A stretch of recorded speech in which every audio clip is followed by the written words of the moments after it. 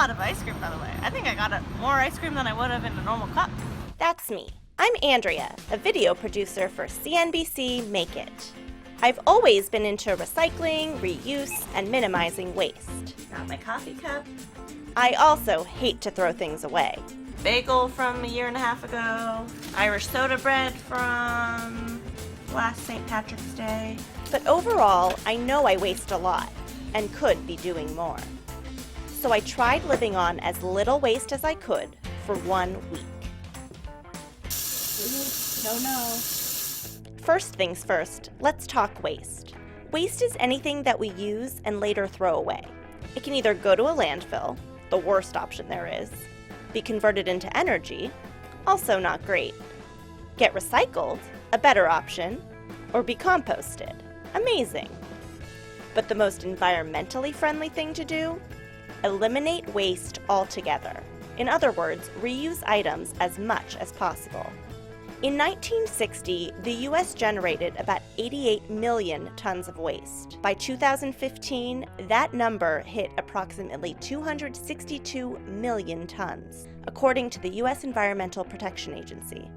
In New York City, where I live, the largest proportion of the city's garbage and recyclables comes from paper, packaging, and food waste.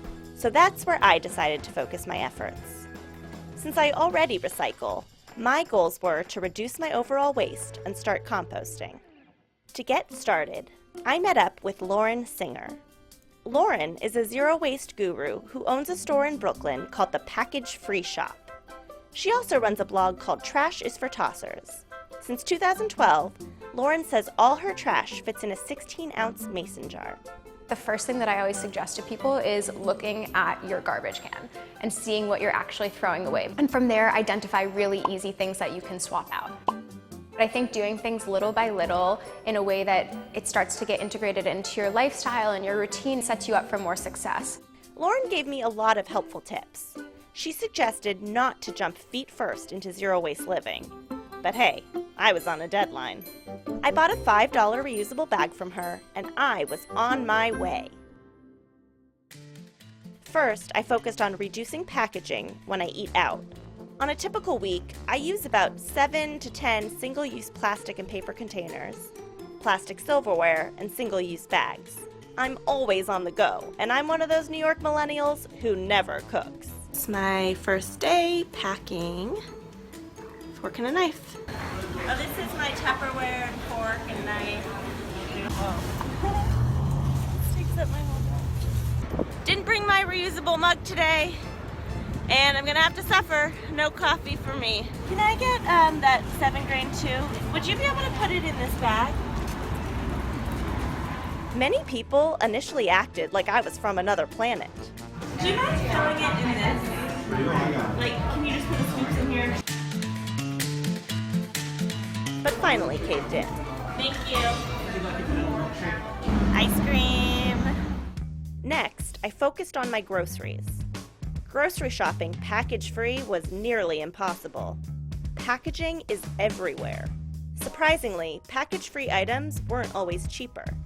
And overall, the options were limiting.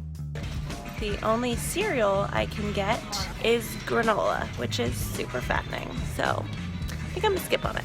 I ended up walking out with make-your-own peanut butter, salmon. Thank you. Okay. After all that, they covered it in plastic. And garlic. Much less than my usual grocery cart. But hey, I saved 10 cents. I also tried composting, something my boyfriend Gil has been doing for a long time. It's my compost bag that I keep in the fridge. Since I live in a tiny apartment, I brought it to my local farmer's market. If you're interested in composting, check your local guidelines for more information. Finally, I eliminated as many paper products as I could. It's my first time eating with a washcloth. I think it means I'm gonna start doing my laundry more. Skipping the napkins, I brought my washcloth. Oh, and if you don't want a receipt, you gotta say it fast, otherwise they'll print it. I didn't even try to eliminate toilet paper or paper towels in the bathroom. I'm a germaphobe. And I also learned that they're biodegradable. All in all, I was shocked at how much waste I generate and how hard it is to live waste-free.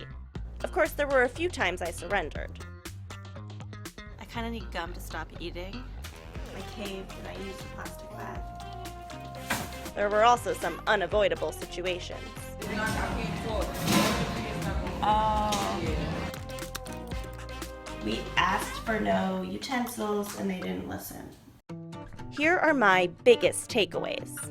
Pack prepared. Avoid packaging and single-use items whenever possible. Leave extra time and develop thick skin. From every double take or awkward glance, I felt like I was spreading my message.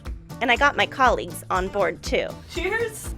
There's much more to do to live more like Lauren. In the meantime, I'm happy with my new habits, and hopefully soon I'll develop some more. Such a waste of plastic. I'm not zero waste yet, but hey, I'm on my way.